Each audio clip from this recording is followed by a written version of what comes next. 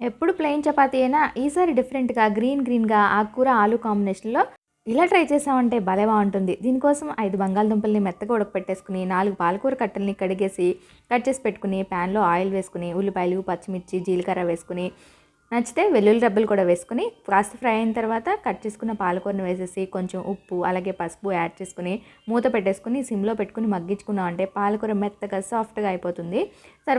ఇప్పుడు ఇందులో మన టేస్ట్‌కి తగినట్టుగా కారము, కొంచెం ధనియా పౌడరు, నచ్చితే కొంచెం గరం మసాలా కూడా యాడ్ చేసేసుకుని, ఉడకబెట్టుకున్న బంగాళదుంపల్ని వేసేసుకొని స్మాషర్‌తో కానీ, పప్పు గుత్తితో కానీ ఇలా మెత్తగా మెదిపేసుకున్నామంటే మొత్తం మిక్చర్ అంతా దగ్గరికి ప్యాన్ నుండి సెపరేట్ అవుతూ వస్తుంది. ఇప్పుడు ఒక గిన్నెలోకి 2 కప్పులు గోధుమ పిండి తీసుకుని, ఈ తయారు చేసిన మిక్చర్ అంతా అందులో వేసేసుకుని, కొంచెం ఉప్పు, కొంచెం నూనె వేసుకుని, పిండిని సాఫ్ట్‌గా కలిపేసుకొని 10 నిమిషాలు పక్కన పెట్టుకుని, చక్కగా పరాటాలాగా ఒత్తేసుకొని, బటర్ గానీ, నెయ్యి గానీ వేసి కాల్చుకుంటే యమ్మీగా ఆలు పాలక్ పరాటా అయితే రెడీ అయిపోతుందనమాట. ఈ పరాటా చాలా టేస్ట్‌గా ఉంటుంది. లంచ్ బాక్స్‌లో పెట్టండి, పిల్లలకి సూపర్‌గా నచ్చుతుంది.